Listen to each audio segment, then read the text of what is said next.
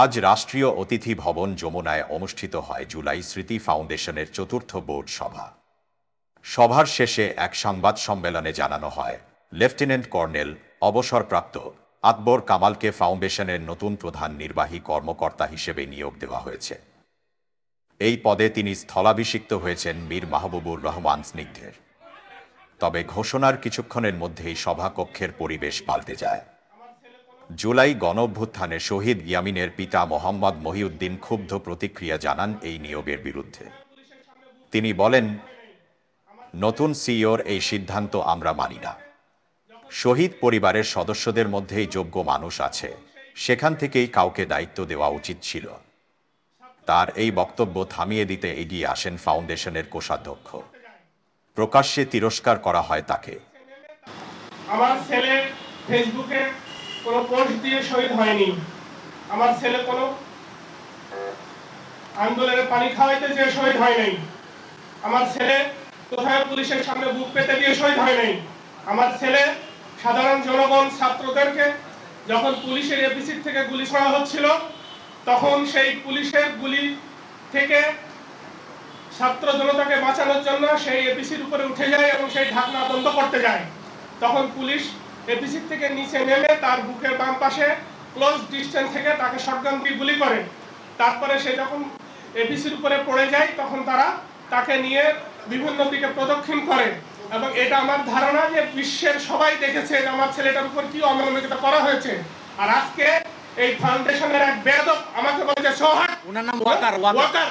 সে কিসে আমরা বলেছি শহীদ ফাউন্ডেশনের শহীদ ফ্যামিলির বাইরে পারবে না, কারণ এখন যে স্নিগ্ধ সিও ছিল সেই শহীদ ফ্যামিলির, আমাদের কোনো আপত্তি ছিল না। আমাদের কারোর সাথে কোনো আলাপ না করে আমরা এখানে যারা সবাই আছি, আমরা জেনারেল মেম্বার হিসেবে আমাদেরকে রাখা হয়েছে। আর এটা জাস্ট আমাদেরকে দু দেওয়ার জন্য আমাদেরকে ডেকে আনা হয়েছে যে আমরা সিও, উনি পদত্যাগ করেছি, আমরা একটা সিও দিয়েছি। সেই সিওর সাথে শহীদ ফ্যামিলি বা ওনার শহীদ ফ্যামিলির কোনো সম্পর্ক নাই। তাহলে ওনার যদি কোনো আবেগ না থাকে, ওনার যদি শহীদ পরিবারদের প্রতি কোনো দরদ না থাকে, তাহলে ওনার কাছে আমরা কি যে বলবো? তাহলে কি আমাদের সন্তানরা কি শহীদ হয়েছে এই কারণে শহীদ ফ্যামিলির লোক এখানে রিফ্লেকশন করার জন্য? আর ওনারা বলছে যে আমরা কোয়ালিফাইড লোককে বসানো হয়েছে। আমি বলছি যে কে কোয়ালিফাইড না শহীদ ফ্যামিলির ভিতরে? আমি বলছি আমি ঢাকা ইউনিভার্সিটিতে ফার্স্ট ক্লাস ফার্স্ট, আমি 22 বছর ব্যাংকিং চাকরি করেছি।